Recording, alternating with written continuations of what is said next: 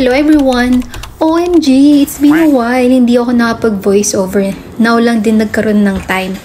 For today's video, nandito nga pala tayo sa pinakamalaki at kilalang thrifted store dito sa US, ang Goodwill.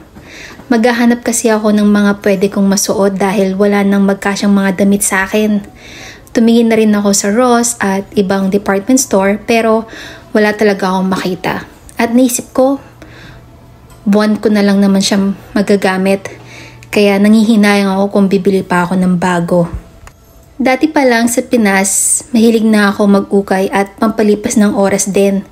Nalilibang kasi ako tingin ng tingin kahit wala namang bibilhin. Kung may tiyaga ka rin kasi maghanap, makakakita ka ng mga good finds. Usually, mga donations ang mga iba dito kasi may mga charity din ang company. Bukod doon, may mga bago din as in may price tag pa yung iba.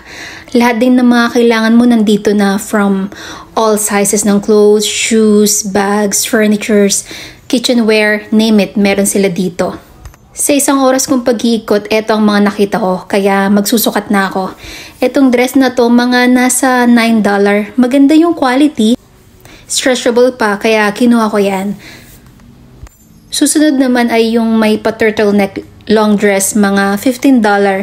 Parang pricey siya sa hinahanap ko.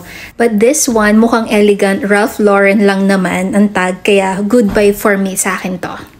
Meron pa akong mga tinry pero naumay na ako kaya binalik ko na lang kasi mga sweaters na malilit naman. Sa pag-uukay, dapat talaga matyaga ka.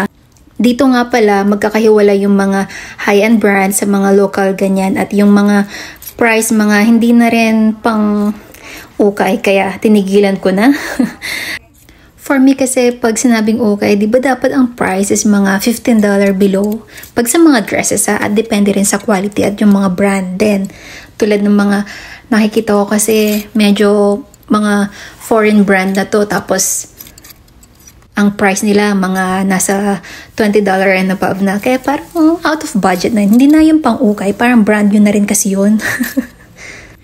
Sa mga oras na yan, almost mga 3 oras na ako nagtitingin at paikot-ikot dyan. At tumawag na rin kasi yung asawa ko na susundin na daw ako. Kaya imbes na maghintay sa labas, nagtingin-tingin pa ako banda rito. Pag sa mga ganitong mga gamit, mama ko ang naaalala ko. Mahilig yun sa mga display at sa mga kung anik-anik.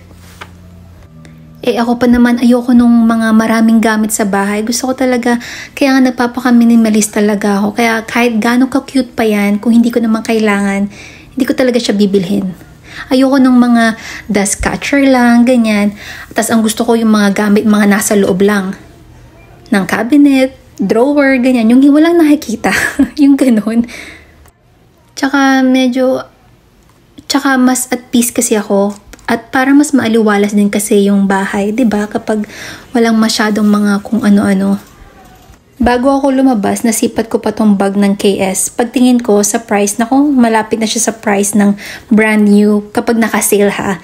Tapos may mga normal wear na at not worth it. O 'di ba? Madilim na ang tiyaga ko talaga mag-ikot. Nandyan na nga rin pala yung asawa ko at yun lang. And see you again next time. Nandyan na yung asawa kong pogi.